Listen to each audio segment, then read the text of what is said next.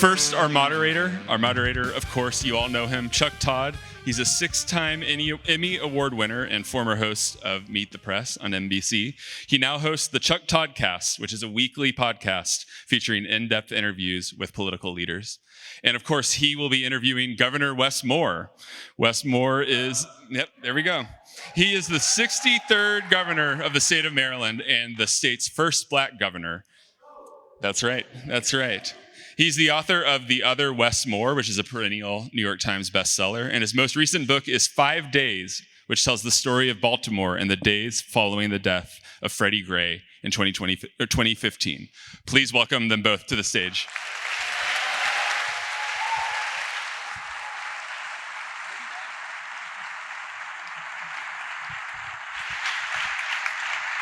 Well, this is good. We save a little bit of time. I don't have to do the extra work of reminding everybody about their cell phones and the silencing and all of that. But officially, I want to do my part on behalf of the Texas Tribune. Welcome. It is an honor to have Governor Wes Moore here. We're both DMVers. Let's go. For those of you, I still weird out by saying DMV because I think that most people that are like, why are you talking about the Department of Motor Vehicles? We're trying really hard in the Mid-Atlantic to make this District Maryland, Virginia thing stick, aren't we? Exactly. It goes. Well, let's just get started. I got a laundry list of stuff I'm going to ask you about, but I actually want to start with this. You're a pretty optimistic guy. Yes. There's a lot of people in this room that feel a lot of pessimism about the country right now. And I have it in my family, I think a lot of people, which is you vacillate between, oh my God, where are we headed? To, look, we're gonna be okay. Where do you sit on that spectrum? You know, of this is, you have Gavin Newsom who says, you know, he doesn't ever wanna have free and fair elections again, versus this is a period in time in American politics and things are cyclical. What say you? Well, I think both those things are true. And first, let me say what a real pleasure it is to be back here with y'all. And thank you so much for having me. And it's an honor to be with you, Chuck. It really is. And shout out to Sonal and shout out to the team for putting on once again another amazing, amazing conference that I'm just truly humbled and honored to be a part of. I think both of those things are true. I don't think Donald Trump wants to have more free and fair elections. The reason I'm optimistic is because I believe that if we do our part, Donald Trump is not going to have the final say. That this actually becomes a unique moment for where leaders actually have to show themselves. And you know, one of the great things that I feel about, you know, and this is going to sound a little bit odd, but this, you know, I've now been governor for 2.5 years. And we're really proud of all the work that we've gotten done in 2.5 years. But these past 10 months have both been the most challenging and the most important that we've had to deal with over the past 2.5 years.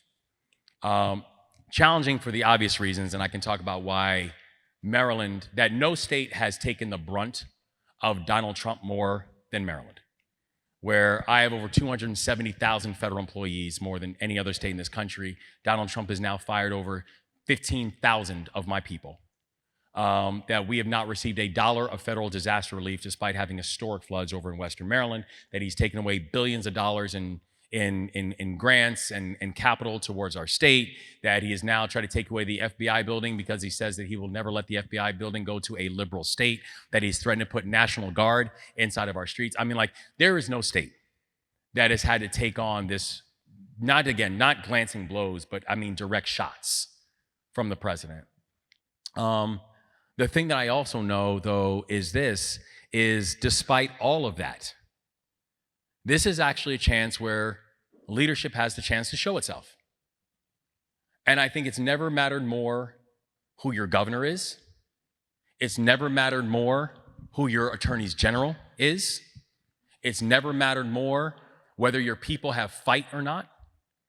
And I love the fact that actually in this moment that we have a chance to show what does a better direction actually look like. Like, I don't have the luxury to just rail against the system. I don't have the luxury of just talking about how bad things are. I have an obligation to show my people what a better direction actually looks like.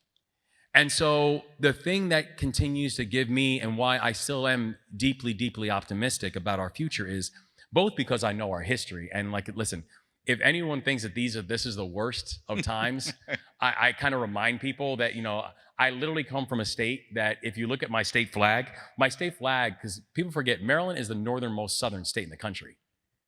Like, the state flag of Maryland is literally a combination. It's a contradiction, right? It's a combination of both a Confederate symbol and a Union symbol. Some of us joke that the Mason-Dixon line has moved somewhere into Virginia now, but I take your point. But it's like real. It's like, the bloodiest battles of the Civil War were fought in our soil, right? That we are literally the birthplace of redlining in the state of Maryland. That we're the birthplace of Harriet Tubman, the birthplace of Frederick Douglass. And part of the reason that I do have a real sense of hopefulness and optimism is, I imagine to myself, like, what would a hypothetical conversation between me and Harriet Tubman be like? Like, me telling Harriet Tubman how difficult my day was. You know what I'm saying? So it's like, you got to keep this in context where I understand what Donald Trump thinks, but I'm just a firm believer that Donald Trump is not going to have the final say.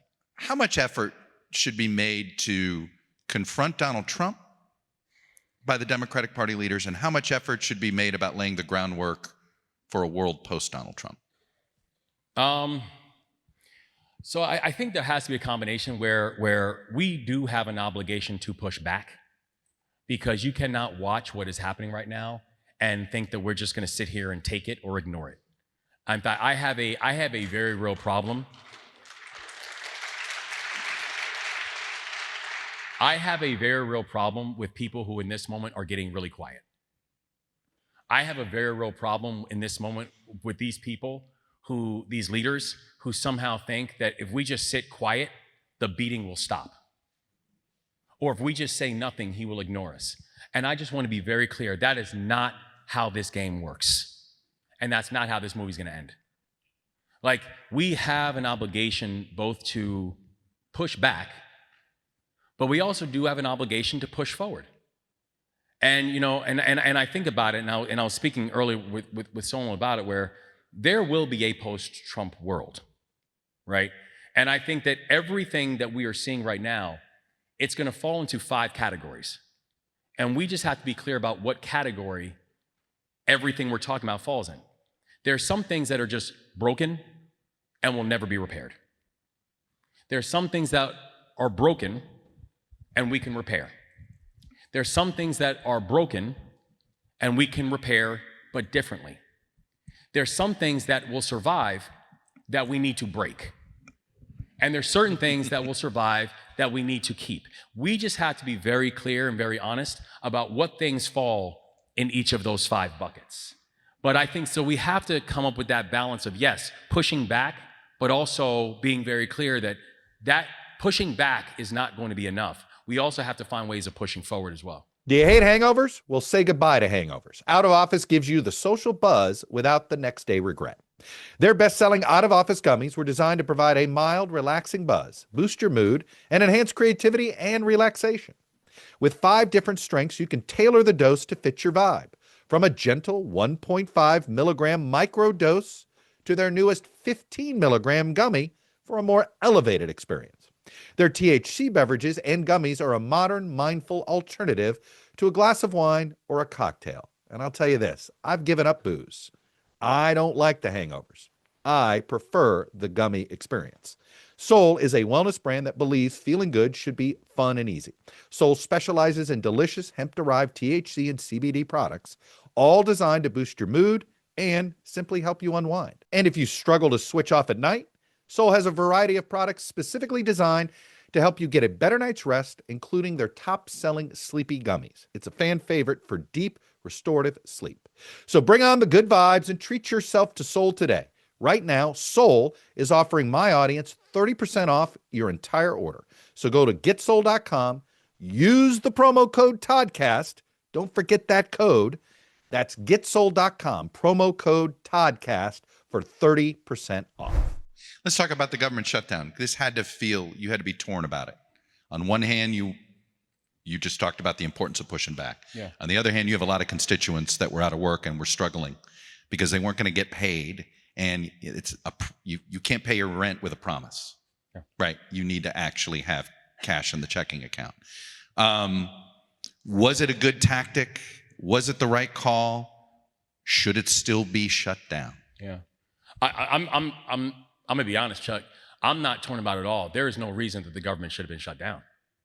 But like, cause think about it. Like, this has and I don't know a single governor that says, oh yeah, we should just shut the government down. Like, this has real human consequences for us. You're glad it opened up. Oh, I'm very glad it opened up. But I'll give you a caveat. Okay. But first of all, it's just absurd that Washington D.C. can just shut down. Like, I mean, like. By the way, it's two legal people, one in Carter's Justice Department, one in Reagan's Justice Department, who just came up with a legal theory that this is what happens when there's a funding dispute, that we should just cease operations. It's crazy. It's ridiculous. It's not in the Constitution. It should never happen. Ever. Okay. Ever. We should never allow a government shutdown. And like, think about it. Like, I can't walk into my state house and say, you know what, Maryland, we're shutting down. Like, I can't do it. Can McDonald's? Can a family? Right. Could you walk to your family tonight and say, you know what, y'all, shut down. We're shutting down. Shut down. Turning the power until off. Further notice. No streaming, right? Like, no one does this except for Washington, D.C. So the whole idea that we have government shutdowns is just so absurd on its face. And particularly when you have very real human consequences. I'm like, again, I have over 270,000 people, many of whom, and who have the audacity to do things like making sure that our food is safe. Who have the audacity of doing things like making sure that we're finding the cures to diseases. Who are crazy enough to think that their job is so special that they're trying to keep planes from colliding. Or that military veterans like myself, that military veterans can get the medication that they need. Like, these are who you went after. And by the way, for many of these people, that you then turned around and forced them to go to work with no pay, while we have people in Washington who are getting paid and not going to work, right? So in our state, we made sure that we were going to take care of our people. So that's why in our state, you know, I said that we were going to do, and I worked with our private sector partners, I said, we're doing a moratorium on all evictions, on all utility shutoffs. You are not going to evict our federal workers or shut their utilities off because they are not getting paid for something that is not their fault. That we told all of our federal workers, all these people who are going to work and not getting paid, but still paying to go to work, that I told them all transportation that we have in the state of Maryland, just show your badge. Transportation for you is free. You do not have to pay for anything. And that we had to do things like, and then we saw a situation where you have a president of the United States who's doing things like breaking the law and trying to cut off SNAP. Despite the fact that, by the way, 28,000 SNAP recipients in our state are military veterans. One in four of our federal workers are military veterans. So I love this for a person who claims to love the military. And the first thing you're doing is going after our veterans. So the federal government should never have been shut down in the first place. However, I will say this, how deeply inhumane it is, and it was, to think that a good compromise is that a prerequisite for reopening the government is kicking people off of healthcare or having premiums jump by 80 and 90%. So I am very glad the federal government is reopened. I'm very glad that we can stop doing stupid things like shutting down our federal government. But I do want to be and I know I didn't have a vote, so no one asked me my opinion. But I do want to be very clear. You would never find anything ever with my signature on it that thinks it's okay to kick people off of healthcare as somehow that means you have a justifiable or you have a functioning government. If you are kicking people off of healthcare, it means your government is not functioning. And we have to be very, very clear about that. Let me ask about when the president was starting to pick on other cities after he picked on Washington. Baltimore was mentioned. And you you made an interesting decision. You said, no, we don't want the National Guard here. That's a mistake. However, I'm going to bring in state police to assist in Baltimore. Frankly, I thought that was pretty politically savvy. But I will ask this, does that mean Donald Trump has a point about our cities? Not at all. So why did you do it?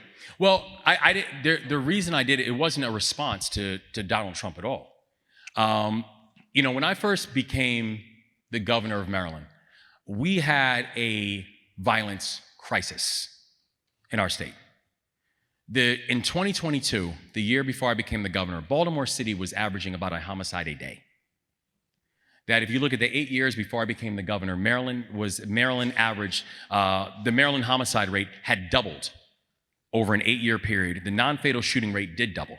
Do you know, what's the cause? How much of it was COVID? How much of it's something else? Well, no, I think there's a whole bunch of reasons. You think you had one, when you neglect communities and you allow hope to leave, violence will enter and will fill the space. I think we had a very real issue when it came to law enforcement. And I think, when I talked about, the book that I wrote, 5 Days, right, how there was a steep cutoff and fall off of law enforcement, people who were signing up, who were staying on the roll. And so there's a few things that I did because I was very clear. I said from Jump Street, when I knew the crisis we had, I'm not going to spend my 8 years just giving eulogies and offering thoughts and prayers, that we're actually going to address the issue. And so when I came on board, we made historic investments in local law enforcement and making sure you had not just boots on the ground, but saying we can have a police force that moves with appropriate intensity and absolute integrity and full accountability. That we said we're going to invest in technologies and basically saying you can utilize technologies to make sure that if someone commits a violent crime, particularly a violent crime with a firearm, I want them in handcuffs in 24 hours. And also we said we're going to invest in our community violence intervention groups, community violence interruption groups, because so much of the violence that we were seeing in our communities, it was retaliatory by nature. And so you must invest in community to be able to help to address those issues. So here was the reality when Donald Trump started making his threats, that for the past 2.5 years, there is no state that has seen a faster drop-off when it comes to violent crime than the state of Maryland. That the last time the homicide rate was this low in Baltimore City, I wasn't born yet. That we are literally watching historic drops in violent crime, historic drops in property crime, in auto thefts, and carjackings, and homicides, and non-fatal shootings, and the president wants to look at us like we're the problem. I said, Mr. President, you don't need to look at us like we're the problem. Actually, you should look at us like we're the solution. And if you want to spend time actually learning instead of bloviating from the Oval Office, these like 1980s Archie Bunker, then you should come spend some time with us. So I invited him. Did you offer to take him for a walk? I did. I offered to take him for a walk. I told him if it was too long a walk, I would get him a golf cart. I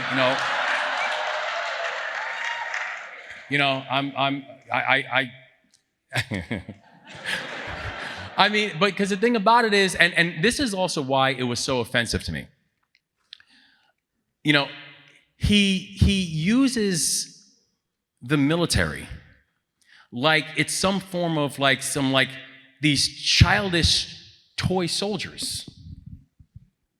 And it's just really rich because he's someone who does not know what it means to put on the uniform. He doesn't know what it means to say goodbye to your family. He doesn't know what it means. He does not know what it means to be willing to put your life on the line for the person to your left or to your right. And as someone who does, as someone who served my country, as someone who led soldiers in combat, I just found it deeply offensive that his solution to this was this childish endeavor of saying, well, we'll just send the National Guard into cities. And let's be very clear. If there was any data to show that this would actually work, I'm a data-driven person. I'm listening. Here is the problem. There is no data. This was not a data-driven decision. This was an emotive splurge that the president has a habit of making. And so if you look at what's happened even when he's deployed National Guard to Washington, D.C. and these other places, here's what I can tell you. The National Guard members who are not trained for municipal policing, that is not what they are trained for. And I know that because I am the commander-in-chief of the Maryland National Guard, and I know what my people are trained for. And they are supposed to be deployed during times of emergency, during times of crisis. They are not there to perform performative stunts. And so the truth is that we've had members of the National Guard who have taken more selfies than done arrests. We have members of the National Guard who have picked up more trash than actually conducted drug busts. And so the issue that I had, the multiple issues that I had with the president when he was threatening to do this and trying to make these, these ridiculous comments about me and members of our National Guard, is how deeply disrespectful it is to members of our military. Because these are people who are willing to risk their lives if necessary. Because they trust that their commander-in-chief is taking their lives seriously. They trust that the directions that the commander-in-chief are making are not just lawful, but informed. And they trusted their commander-in-chief would never put them in a situation that they are not trained for and never put them in a situation that they're not prepared to excel in. And I found it just deeply disrespectful to our National Guard, deeply disrespectful to their family members, to ask them to do these quixotic missions simply because the president is trying to prove a political point. There's a reason results matter more than promises. Just like there's a reason Morgan & Morgan has become America's largest injury law firm. For the last 35 years, they've recovered $25 billion for more than 500,000 clients. It includes cases where insurance companies offered next to nothing, short of shortchanging, seeing if they could get away with it. And Morgan & Morgan fought back, and they won millions. In Pennsylvania, one client was awarded $26 million. It was a staggering 40 times the amount that the insurance company originally offered. That offer, $650,000, whatever it took to sort of get away without paying. So with more than 1,000 lawyers across the country, Morgan & Morgan knows how to deliver for everyday people. So if you're injured, you're looking for a lawyer, check out forthepeople.com/Toddcast or dial pound law, pound 529 on your cell phone. And remember, all law firms are not the same. So give Morgan & Morgan a look. Their fee is free unless they win. So I read today, actually, that the incoming mayor of New York City has been calling various governors seeking advice on how to deal with Donald Trump, and one of the governors he called was you. Is that a correct report? That is a correct report. Do you mind sharing the advice you gave him? Yeah. No, the advice, the advice that I gave him is performance matters more than anything else. What Donald Trump is talking about, what Donald Trump is doing is performative.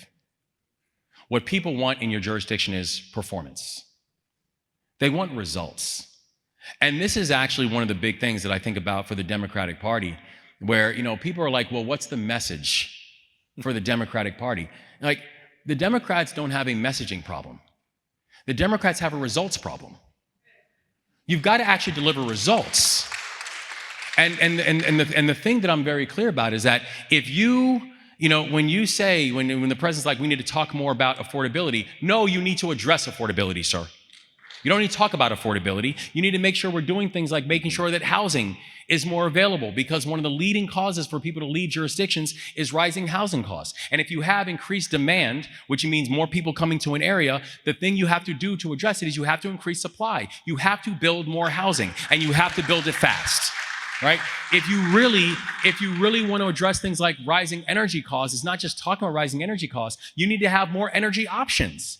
And you need to stop doing what we're watching the president do, where in our state, I'm very clear that we want to be able to explore all energy options because you want to increase supply. So that means, why are we not looking at investing in things like solar? Why are we not investing in wind? Why are we not investing in nuclear and looking at nuclear as a clean energy option? But the president still continues to take an ideological perspective to it and then turn around and say, well, let's blame Democrats why prices are going up.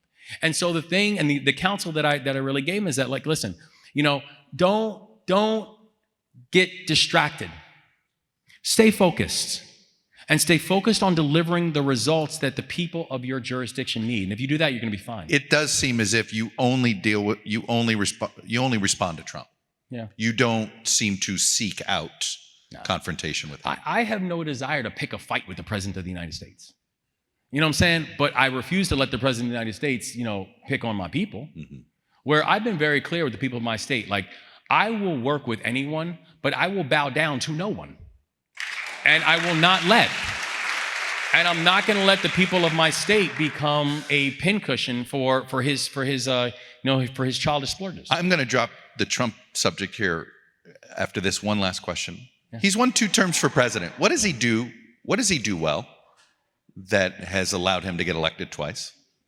Have you learned anything from him? No, absolutely. And listen, I think we can spend all night long talking about the dangers of what he is doing and how we literally have a president of the United States who is using the Constitution like it's a suggestion box. I wish he did use it as a suggestion box, actually. He should take more suggestions. Yes. But we would also be foolish not to acknowledge the speed in which he moves. Where, I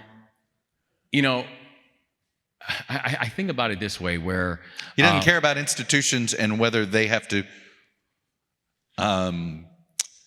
write their own version of the memo before you get to implement your plan, right? Like oftentimes, everything from Democrats is like an 8-year research paper. Mm-hmm.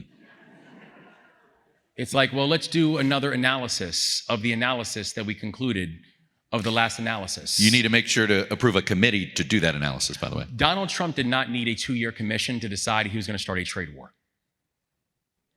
Donald Trump did not need a 4-year analysis to decide that he was going to break the law and kick children off of SNAP.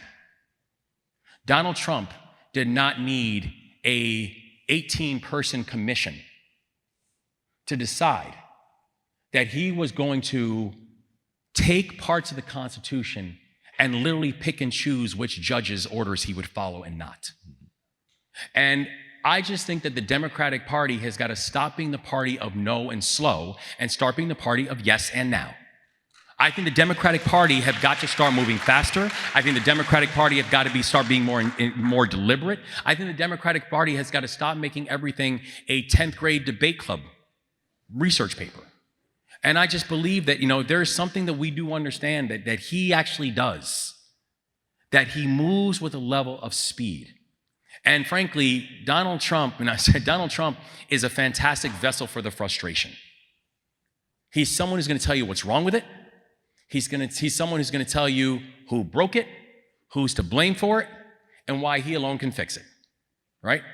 Donald Trump is a vessel for the frustration, but he's not a vehicle for the solution.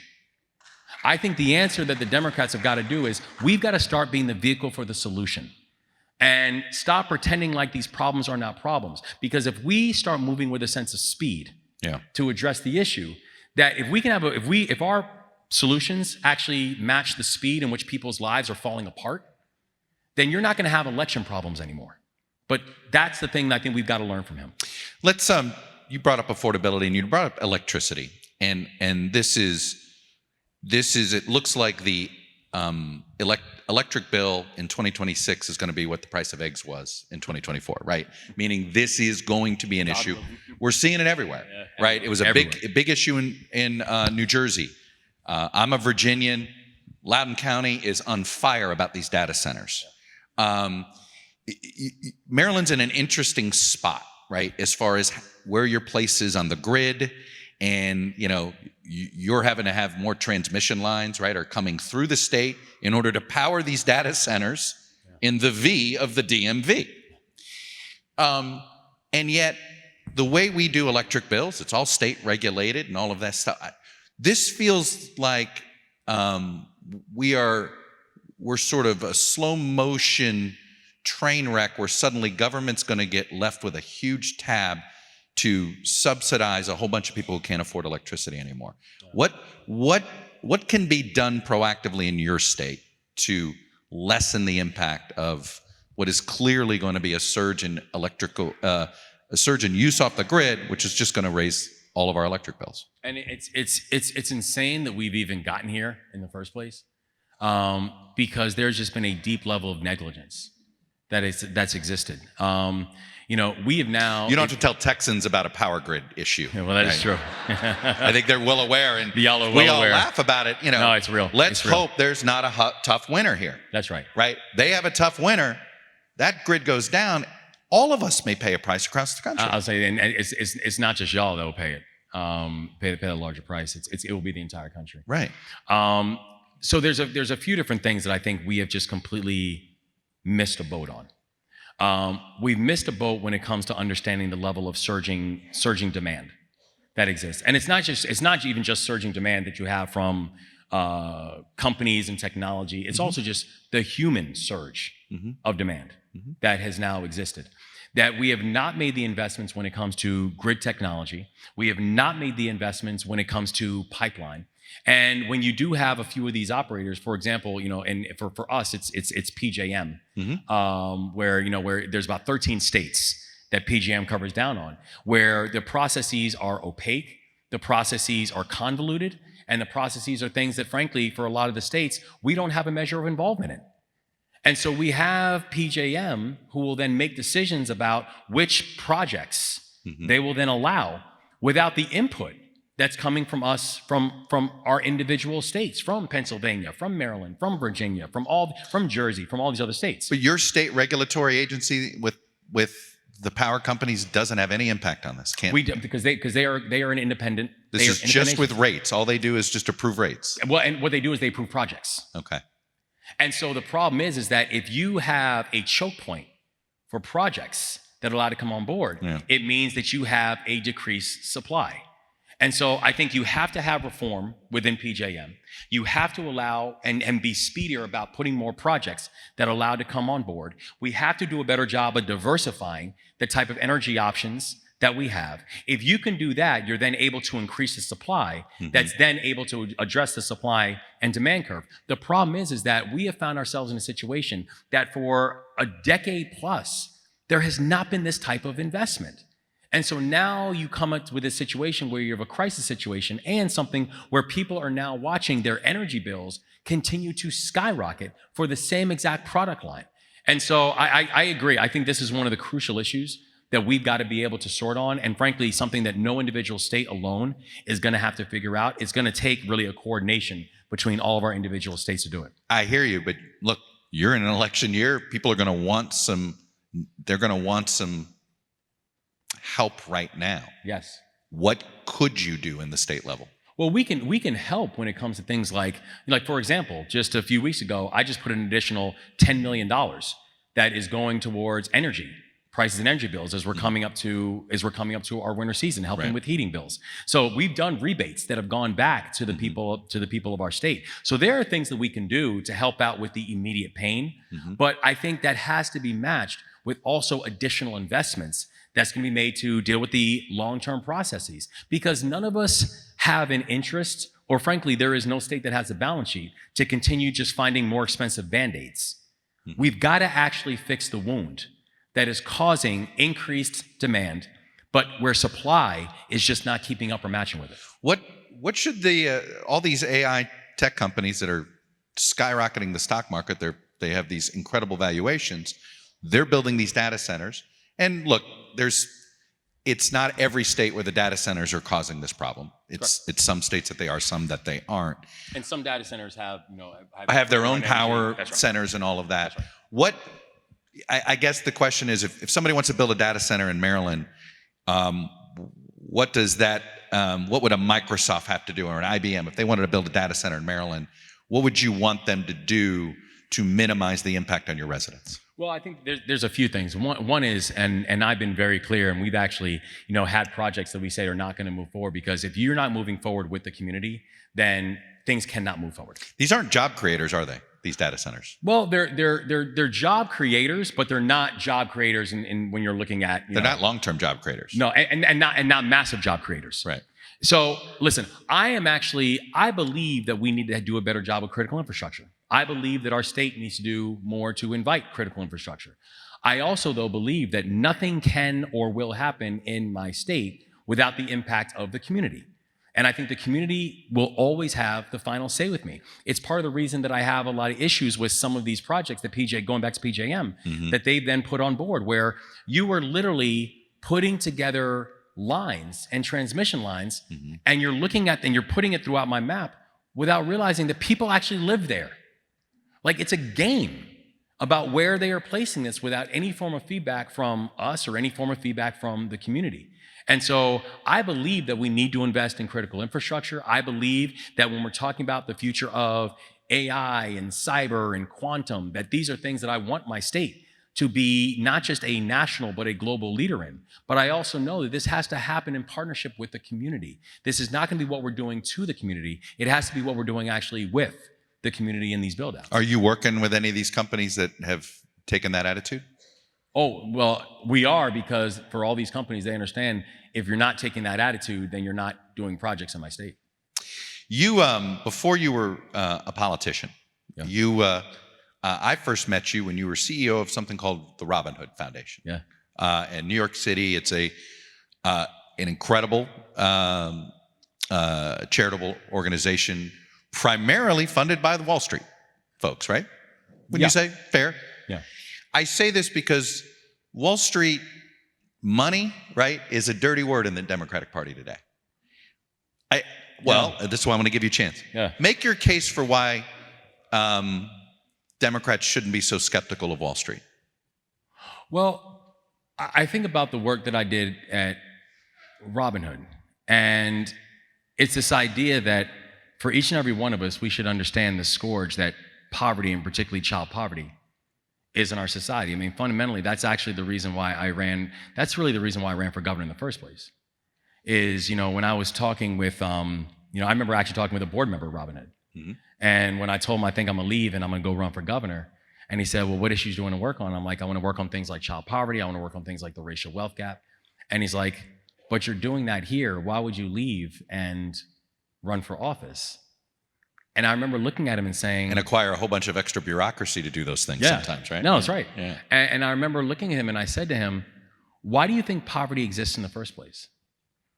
Like, do you think poverty exists because one group is just not working hard enough? Like, we have poverty because we have policies that allow it to exist. We have poverty because we have policies that put people in poverty and keep them in poverty. We have a wealth gap, not because one group is working 8 times harder, but there are policies that allow this to exist. And so I think that the only way you're actually going to address it, that, I remember Dr. King had a quote that sat on my desk where it said, philanthropy is commendable, but the philanthropists can never forget the economic injustice that makes philanthropy necessary. And my whole thing is this, is that for our philanthropists, what you're doing is good.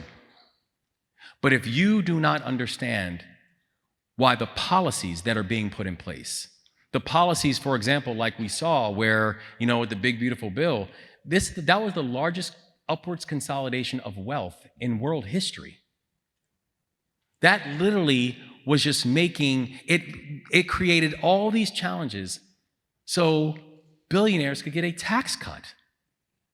And so and if you look at what we did in the state of Maryland, where we actually did an adjustment to our tax code, where we gave the middle class a tax cut in my state. And yes, I asked wealthy Marylanders to pay more, because I said, I have no problem asking those who have done very well and who have benefited from the society that has been created to say, I'm asking you to pay a little bit more so we don't have to lay off police officers and firefighters, so we don't have to lay off school teachers, so we can make sure that we can have safe communities and have the best public education system inside this country. And so I'm a person who says and believes deeply, like, I don't, people say, do you lose sleep over billionaires? I say, I don't lose sleep over billionaires. I want billionaires to pay their fair share. But I don't lose sleep over billionaires. I lose sleep over how many people we have living in poverty. And I think we need to stay focused on ensuring that if we can create a more equitable society, and if we can create a society that, listen, if you do well, congratulations, God bless you. But what I am saying is this: you cannot do well just simply on the backs of working people and then not expect that there should be some form of way that we should have a tax system that is a fair tax system that allows you to be able to give back into a society that you benefited from. This episode of the Chuck Todd Cast is brought to you by Wild Grain. Wild Grain is the first bake from frozen subscription box for artisanal breads, seasonal pastries, and fresh pastas. Plus, all items conveniently bake in 25 minutes or less. Unlike many store-bought options, Wild Grain uses simple ingredients you can pronounce and a slow fermentation process that can be easier on your belly and richer in nutrients and antioxidants. Wild Grains boxes are fully customizable. They're constantly adding seasonal and limited time products for you to enjoy. In addition to their classic box, they now feature a gluten-free box and a plant-based box. I checked out the gluten-free box, and let me tell you, they have a gluten-free sourdough bread. We got 2 loaves of it, and we've done 1 loaf already. It's a cranberry and almond sourdough bread. It's like the best raisin bread you've ever had, except it's not raisins. It's hit or miss if you mess around in the gluten-free bread world. This is a hit. This is well done. It's not heavy. It doesn't feel like a rock. Anyway, I was impressed. So look, for a limited time, Wild Grain is offering our listeners $30 off your first box, plus free croissants in every box when you go to wildgrain.com/Toddcast to start your subscription. $30 off your first box when you go to wildgrain.com/Toddcast. That's wildgrain.com/Toddcast, or simply use the promo code Toddcast at checkout. Always use the code, get the discount. I'm telling you, it's excellent, excellent bread.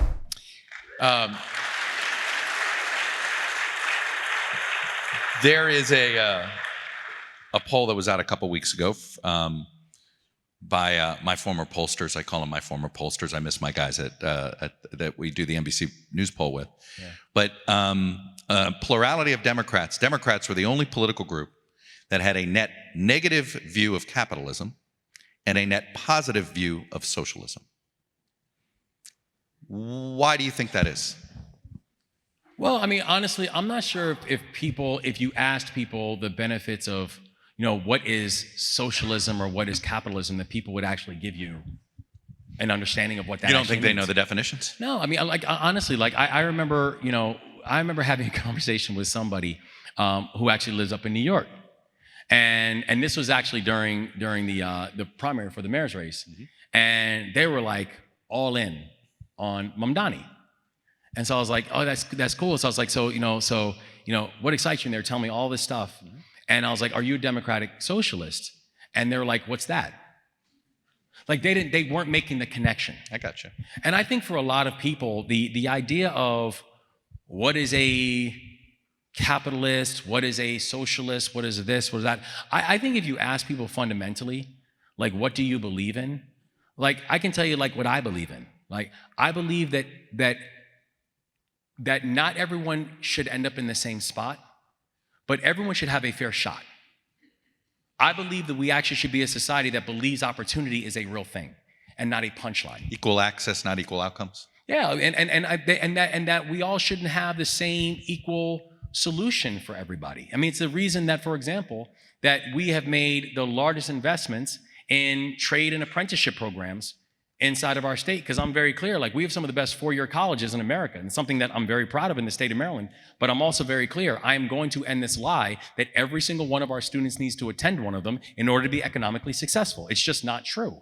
That we've eliminated this idea that we're evaluating high schools based on your 4-year college acceptance rate. That's an input, but it's not a key performance indicator. Right. It's basically saying that, like, how do we make sure that we're having opportunities for people to be able to live out their God-given opportunities and God-given potential, that people should have a chance to pursue work and wages and wealth, and know that there's not one singular path in order to get there. And I tell people, like, listen, I joined the Army when I was 17 years old, right? I think I'm the only governor in this country who graduated from a 2-year college. Right, and things worked out pretty well. So it's like, there is no one singular path that we want people to go down. And I think when we're just talking about what does it mean to have a society that works for everybody, I believe that we need to. I am a capitalist.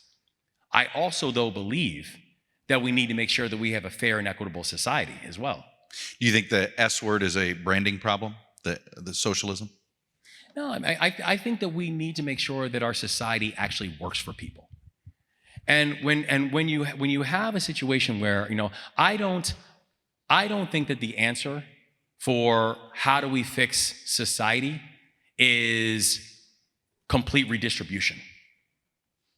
I think the way you actually fix society is you remove the barriers that are keeping people from participating and competing in the first place.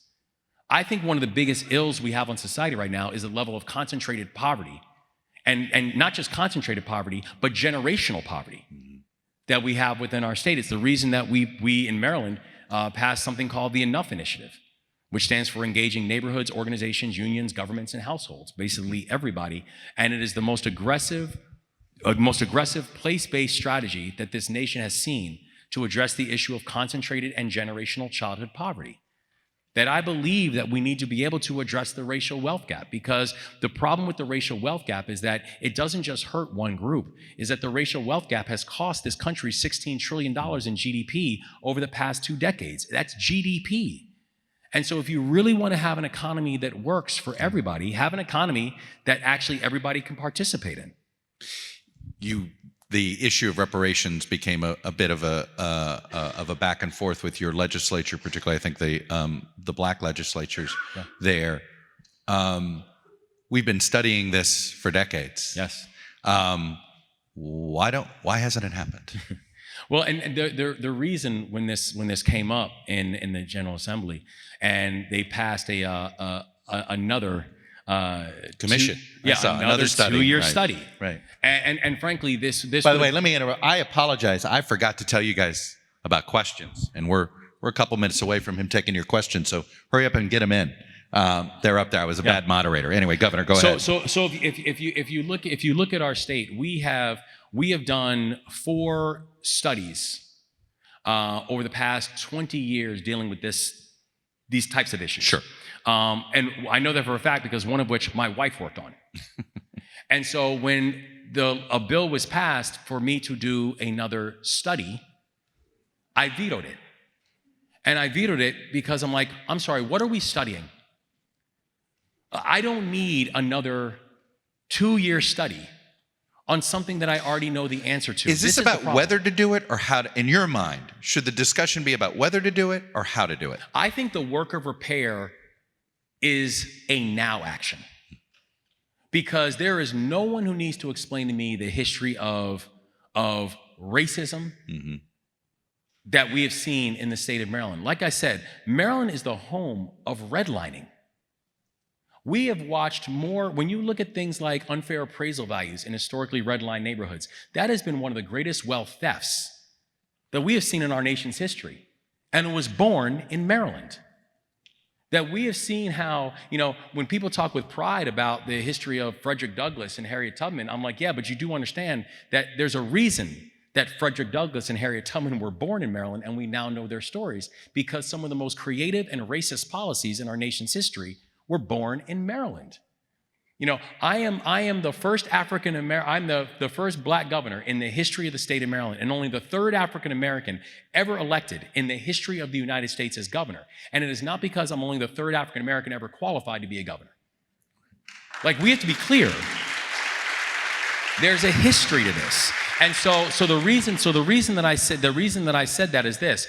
When I say what is the work of repair, the work of repair for me does not require another 2-year study. The work of repair is things like what we did, where we invested over $1.3 billion in our state's 4 HBCUs, which is a 60% increase than what we saw from my predecessor. The work of repair is doing things like procurement reform, where we've now invested over $800 million in black-owned businesses in the state of Maryland, and making sure we're giving a fair distribution of state dollars that are going to black-owned businesses. The work of repair is doing like what we did with our Just Community Initiative, where we put $400 million going to communities that have been historically discriminated against through Jim Crow, through segregation, through mass incarceration. The work of repair is doing things like what I did last year when I pardoned over 175,000 misdemeanor cannabis convictions in the stroke of a pen, which is the largest mass pardon in the history of the United States of America. That's the work of repair. And what I'm not interested in more studies. I'm interested in actually doing the work. And that's the message that I wanted to send. I want to invite our friends at the Texas Tribune up so we can get ready for the Q&A portion here. But I'm going to do one more question to you. Of course. The question that annoying people like me are going to ask you a lot between now and the filing deadline in New Hampshire. You have said, I'm not running for president in 2028. Yeah. It is not your fault that none of us believe you. Because, no, I say this because I'm old enough to remember when Bill Clinton pledged to serve a full 4-year term and won re-election in 1990, and he did not serve that full 4-year term. I'm old enough to remember when Barack Obama came on Meet the Press and said he's not running. That's right. And then 6 months later came on Meet the Press and said, well, I've had a change of heart. So why should we believe you that you're not running in 28? Well, first, because I'm not. But also, You know what Sherman-esque means, right? yeah. Okay. Yeah, Are you going to I do. Sherman-esque it? If nominated, you will not accept it? And this is a very honest answer where I realize how much I'm playing with house money right now. I'm probably the most improbable governor in this country, where I'm literally a person who watched my dad die in front of me when I was 3 years old because he didn't get the health care he needed. I'm a person who had handcuffs on my wrist by the time I was 11. I'm a person who watched my mom, who was an immigrant single mom, not get her first job that gave her benefits until I was 14. Not get a job that allowed her to work one job instead of multiple jobs until I was 14 years old. And I'm now the 63rd governor of my state. And I love my work. I love the fact that Maryland has gone from being 43rd in the country in unemployment to now going a year and a half of having amongst the lowest unemployment rates in the entire country. That Maryland has had amongst the fastest drops in violent crime anywhere in America. That Maryland now is the first state in the country that has a service year option for all of our high school graduates. That Maryland is now the first state in the country that actually has a place-based initiative to deal with the issue of generational concentrated childhood poverty, that we've been able to turn a deficit into a surplus and give the middle class a tax cut. Like, I am playing with house money right now.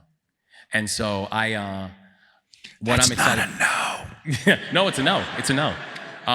Because I know that I've got now 436 days before I go back in front of the people of my state and ask them for another 4 years.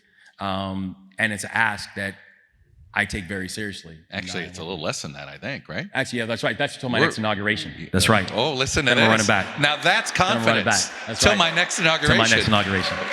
Yeah. Yeah. I will cede the microphone to our friends at the Texas Tribune. And we hear from you. Cameron with the Texas Tribune. Thank you so much for your great questions. First one, Yuzi and Peco from Austin ask, what is one policy you support that the Democratic Party avoids? It's interesting because and I say this in context, where I was not the choice of the Democratic Party. You know, when I first ran for governor, I ran against 3 statewide elected officials. I ran against 2 Obama cabinet secretaries. I ran against the former head of the DNC. And like me, the one who had no political experience at all. And I laugh when I say, when I told my family I was running for governor, I had to convince my family to vote for me. And it's not that we're not cool, we're cool. It's I had to convince many members of my family to vote. So I don't really consider myself to be a creature of a party. I mean, I think about it this way, where over this process of this past year, for example, when I was very clear to members of the Democratic Party in my state, we have a Democratic House and a Democratic Senate, and I told the people of my party, I said, listen, if anything is sent to my desk that I believe infringes upon my executive authority or makes it harder for my cabinet secretaries to do their job, if anything is sent to my desk that is an unfunded mandate, or if anything is sent to my desk that is a study or an 8-year commission, I'm vetoing it. And I ended up vetoing more bills than any Democratic governor in the history of the state of Maryland by 5x. So I actually think there's a lot of Democrats who would say that, well, he doesn't always align with a lot of things that we think are priorities as a party. And frankly, I'm okay with that, because I don't consider myself one who has to get put in a box when we talk about our policies. When people say, do you believe, when you're addressing, economic growth, are you pro-business or are you pro-worker? My answer is I'm not choosing. That I'm going to make sure we're supporting our workers, that we've raised the minimum wage, that we've been able to add an apprenticeship and trade programs, that we have a permanent child tax credit and earned income tax credit, and I've done things like permitting reform and regulatory reform and made it easier for businesses to be able to come and grow. We've incentivized businesses to come and choose and stay in the state of Maryland, because I believe if you have business growth and businesses choosing your areas, then that means more people are going to be hired, more entrepreneurs are going to be created, and you have more economic growth. So I'm not choosing.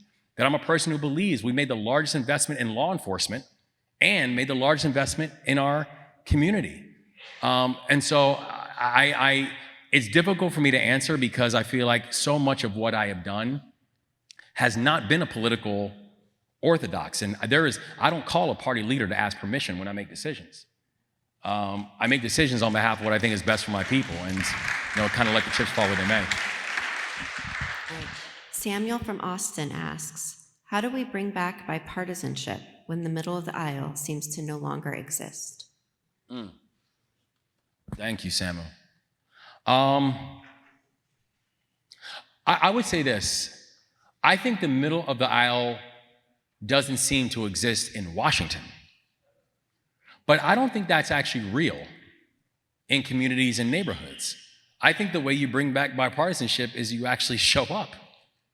I mean, I think about it this way, where, I remember on, I think it was day 2 or day 3, when I was governor, I had a conversation with a mayor of a town called Lonaconing, which is all the way in Western Maryland. And he was telling me about a water crisis he was having. And he was on a boil water advisory. And when I was on the phone with him, I said, Mr. Mayor, I'm on my way. And we headed out to Western Maryland. And when I met him, he's become a good friend, a guy named Mayor Coburn. When I met him, he said to me, Governor, do me a favor. Turn 360 degrees. So I turned 360 degrees, and he said, the only guarantee I can give you is you ain't see a Democrat within 5 miles of anywhere you just looked. And he said, but I tell you what, you're the first governor that's been here since 1996. And we've continued to work together. We continue to work together when we had historic floods in Western Maryland, which the President of the United States denied all federal aid and federal relief to Western Maryland. The most Republican part of the state. Literally 78% of that part of that state voted for Donald Trump. And he left them behind. And he will not be forgiven for that. But I remember when I announced my reelection, Samuel, that Mayor Coburn and several other Republicans from all around the state were the first ones to come out and endorse me.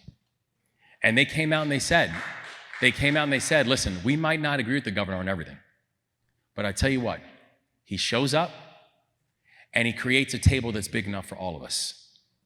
And so the thing that I would say, how do you restore bipartisanship, is don't pretend that bipartisanship is dead.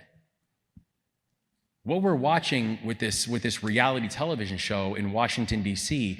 is not a reflection of our communities, where people are just fighting for their people. They're just fighting to make sure that they're not left behind. And I think as leaders, the reason that we've been able to be successful in our state with both Democrats and Republicans is because I think the people of our state know that we don't get into the partisan games and the back and forth. We just try to do good by our people. And that's why I think that, you're watching at the state level that bipartisanship is very much alive and well.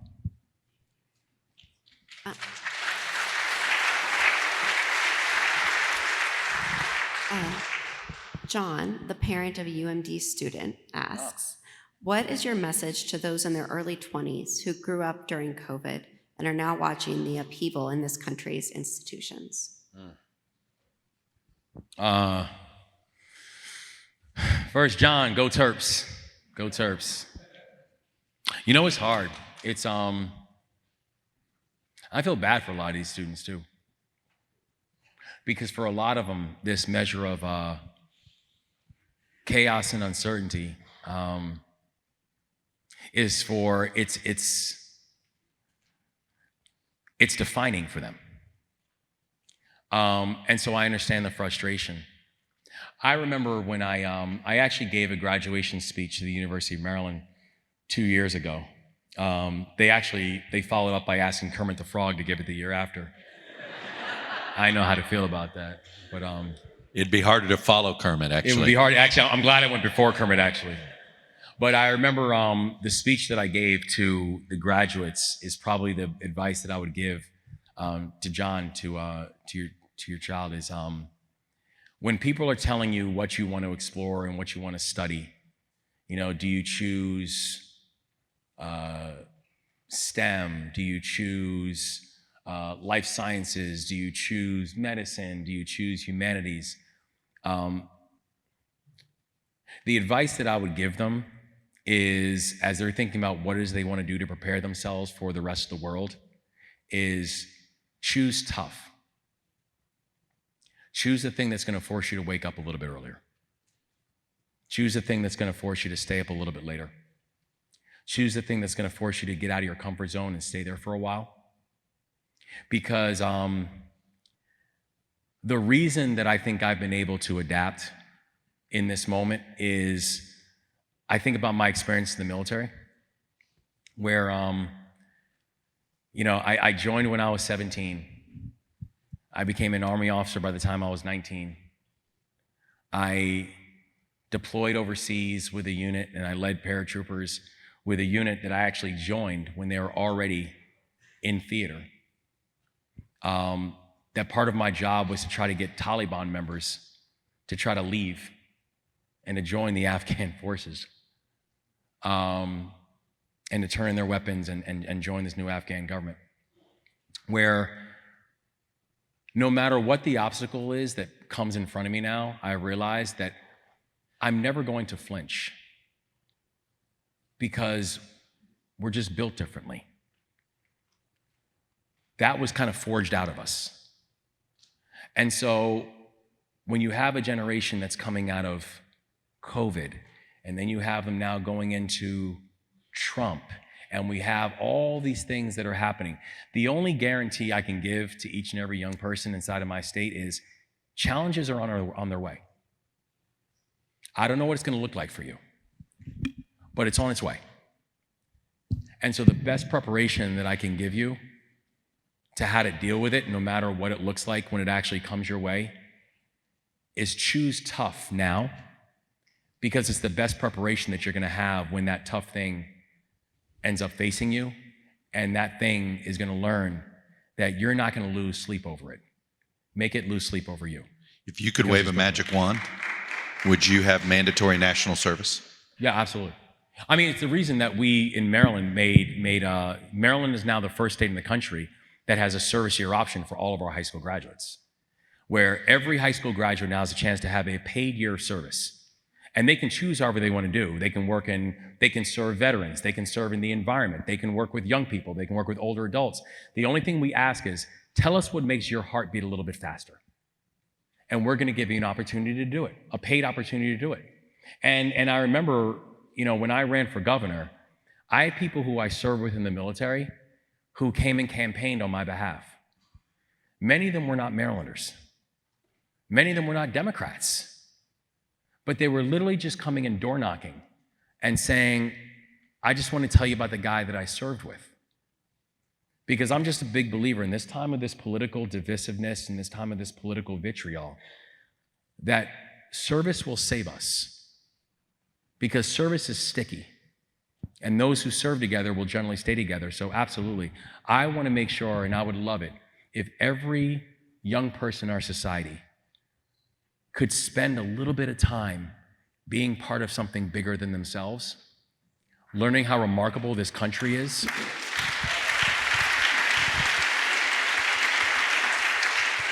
and learning that that line between them and somebody else is not as thick as society wants us to believe that it actually is. We got what, 2 more? And then we Of can. course. Yep. Writer from Houston asks, what do you believe is the best route for Maryland to overcome the significant redistricting roadblocks that have occurred in the last few months? I knew the audience was going to ask about redistricting. That's why I left it off. I love it. And it's good to be in Texas, the home of this conversation in the first place. So I've just been very clear, and I know, listen, here's what I know. Every state goes through this process every decade after the census comes out that determines whether or not they have fair maps, right? And Donald Trump decided to start picking and choosing which states should go through this process mid-decade. He didn't call all of us. He called some of us, to include y'all. He called y'all first. And my only thing is this, is that when you look at this idea that if states are going to go through a mid-decade process of determining whether or not they have fair maps, I don't know why some states should do this and some states should sit on their hands. My point is this, is that, and by the way, this is actually pretty consistent of what we have seen from Donald Trump, where, whether it's calling states and saying, I need you to redistrict, or whether it's calling election officials in Georgia and saying, I need you to find me votes.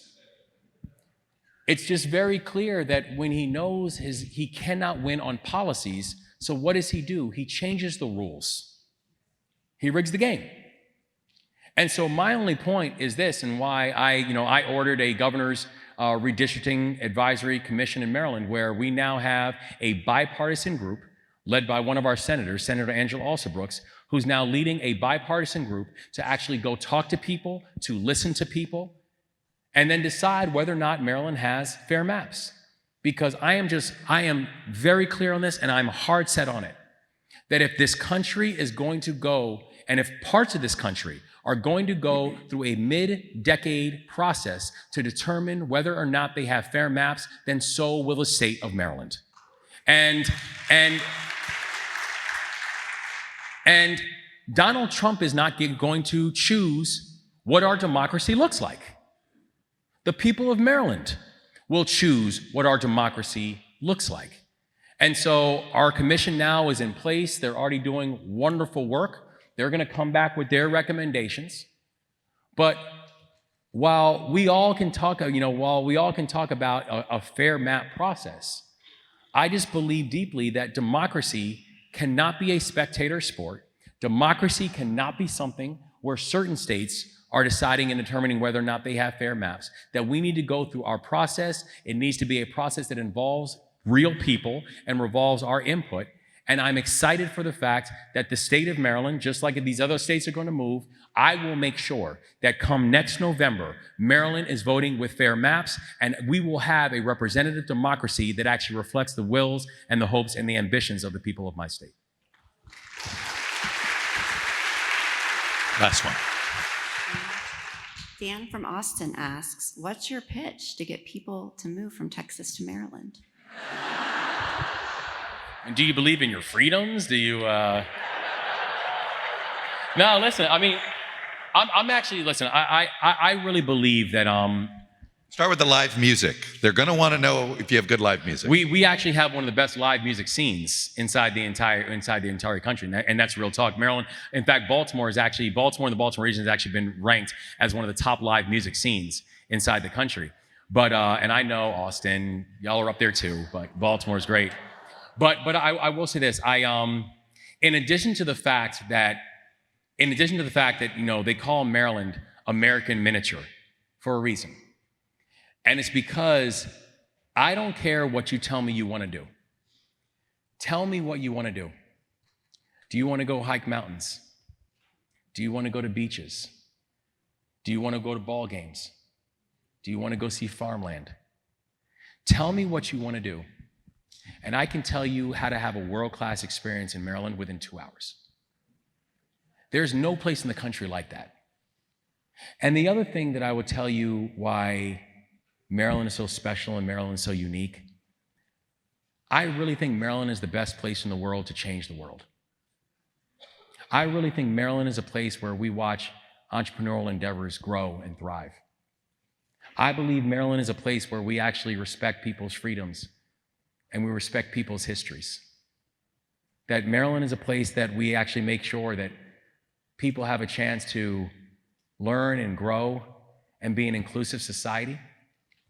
That when we were watching a larger debate that was taking place around the country about things like reproductive health and reproductive rights, that in Maryland, what did we do? We actually made reproductive health part of Maryland's Constitution, so that no matter what the Supreme Court says in Maryland, we will protect that. That when we watch places around the country that were banning histories and banning books and talking about what parts of history we were going to remember and what parts of history we were going to reflect, well, what did we do in the state of Maryland? I very proudly signed legislation banning the banning of books. You cannot ban books in my state.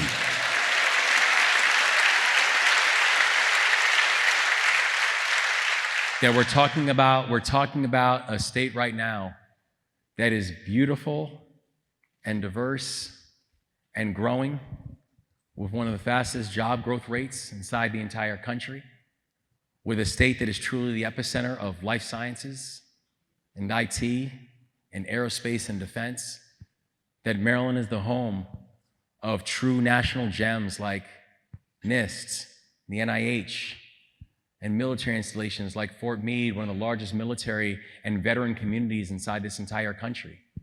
That we have some of the best academic measures inside the entire country, some of the best public schools inside of America. That we are a place that invests inside of our future. And so I believe deeply, and it's not just because I am biased. There's a reason that we are watching business after business come and choose Maryland. Because this is a chance for them to be able to grow and thrive, and frankly, for their employee base to know that you're not just gonna have one of the best pipelines for higher education and K-12 employees, but also a place where your employees' visions and hopes for their future can actually be realized and their freedoms are gonna be protected. Let the record show he didn't mention Old Bay. And Old Bay. Old Bay, crab cakes, Baltimore Orioles, Baltimore Ravens, you do not beat us. Is there anything you wouldn't put Old Bay on? Nothing. Old Bay, I think, is actually the greatest spice because Old Bay is breakfast, lunch, dinner, and dessert. It's really true. What it dessert? Is so true. I had Old Bay ice cream. I'm telling you, it'll change your life. It'll change your life. That's why you moved to Maryland. Thank you, Governor. Thanks, everybody. Thank you, everybody.